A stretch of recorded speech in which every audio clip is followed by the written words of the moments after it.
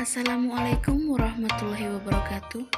Perkenalkan, nama saya Elwinde Skamoha, jurusan Biologi, Program Studi Pendidikan Biologi, kelas C, Universitas Negeri Gorontalo.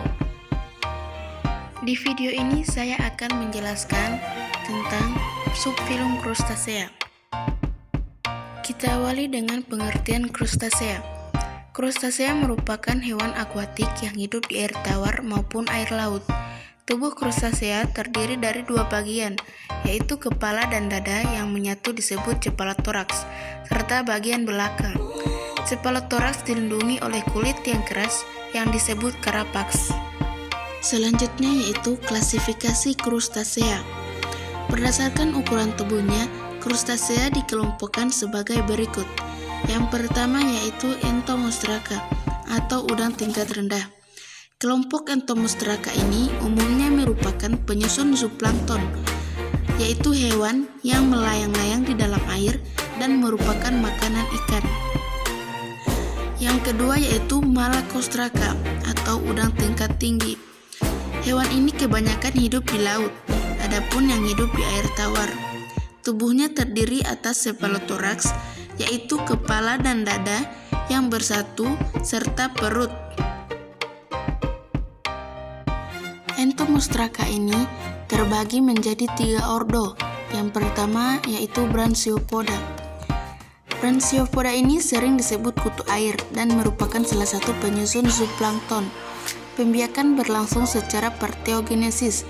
Contoh Dapania pulex dan Acelius aquaticus. Di bawah ini ada contoh hewan dari Dapania dan Acelius. Ordo yang kedua dari Entomostraka yaitu Ostracoda. Ostracoda ini hidup di air tawar dan di laut sebagai plankton. Tubuh kecil dan dapat bergerak dengan antena. Contoh hewannya yaitu Cypris. Ordo yang ketiga yaitu Copepodha. Copepodha ini hidup di air tawar dan di laut, merupakan plankton dan juga sebagai parasit. Ordo yang keempat dari Entomostraka yaitu Cirripedia. Cirripedia mempunyai tubuh dengan kepala dan dada ditutupi carapax, berbentuk cakram dan hidup di laut melekat pada batu atau benda lain. Cirripedia ada yang bersifat parasit. Cara hidup Cirripedia beraneka ragam. Salah satu di antaranya adalah bernakel yang terdapat pada dasar kapal, perahu, dan tiang-tiang yang terpancang di laut atau mengapung di laut. Klasifikasi yang kedua dari Crustacea yaitu Malacostraka atau udang tingkat tinggi. Malacostraka dibagi menjadi 3 ordo. Yang pertama yaitu Isopoda. Isopoda mempunyai tubuh pipih, dorsiventral, dan berkaki sama. Contoh Onychus acellus dan Limnoria lignorum. Keduanya adalah pengerek kayu. Ordo yang kedua yaitu Stomatopoda. Stomatopoda ini hidup di laut. Bentuk tubuhnya mirip belalang sembah dan mempunyai warna mencolok. Belakang kepala mempunyai carapax. Kepala dilengkapi dengan 2 segmen anterior yang dapat bergerak, mata dan antena. Contoh yaitu Squilla empusa atau udang belalang. Yang ketiga yaitu Decapoda.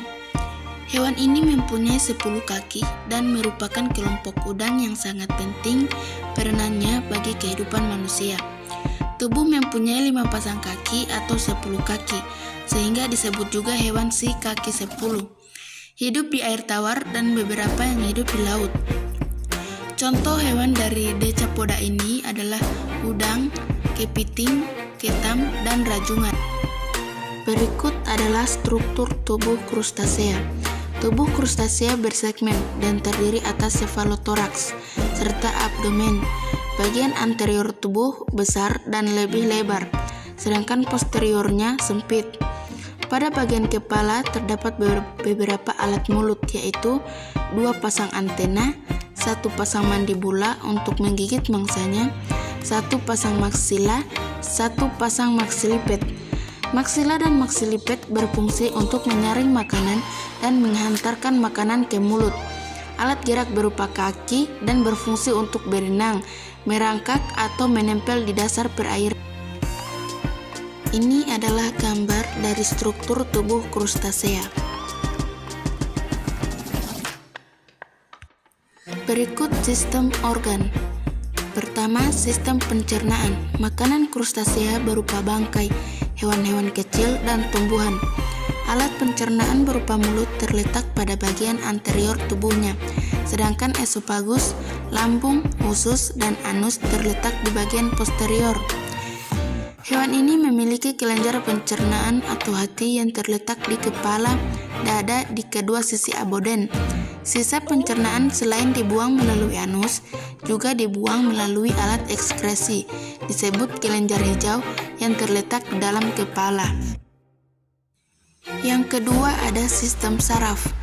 Susunan saraf krustasea adalah tangga tali.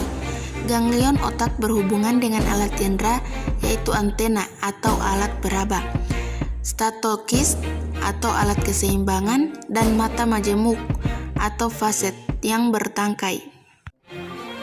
Selanjutnya, sistem peredaran darah. Sistem peredaran darah krustasea disebut peredaran darah terbuka. Artinya, darah beredar tanpa melalui pembuluh darah. Darah tidak mengandung hemoglobin, melainkan hemosianin yang daya ikatnya terhadap O2 rendah. Yang keempat, sistem pernafasan. Pada umumnya krustasea bernafas dengan insang, kecuali krustasea yang bertubuh sangat kecil bernafas dengan seluruh permukaan tubuhnya. Yang kelima, alat reproduksi. Alat reproduksi pada umumnya terpisah, kecuali pada beberapa krustasea rendah. Alat kelamin betina terdapat pada pasangan kaki ketiga, sedangkan alat kelamin jantan terdapat pada pasangan kaki kelima.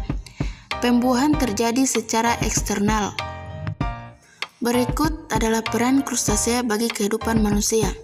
Yang pertama, jenis krustasea yang menguntungkan manusia dalam beberapa hal antara lain: 1. Sebagai bahan makanan berprotein tinggi, misal udang, lobster, dan kepiting. Dalam bidang ekologi, hewan yang tergolong zooplankton menjadi sumber makanan ikan, misal anggota Brachiopoda. Sedangkan beberapa merugikan antara lain: pertama, merusak galangan kapal oleh anggota Isopoda, parasit pada ikan, kura-kura, misal pada Cirripedia dan Copepoda. Yang ketiga, merusak pematang sawah atau saluran irigasi, misalnya ketam.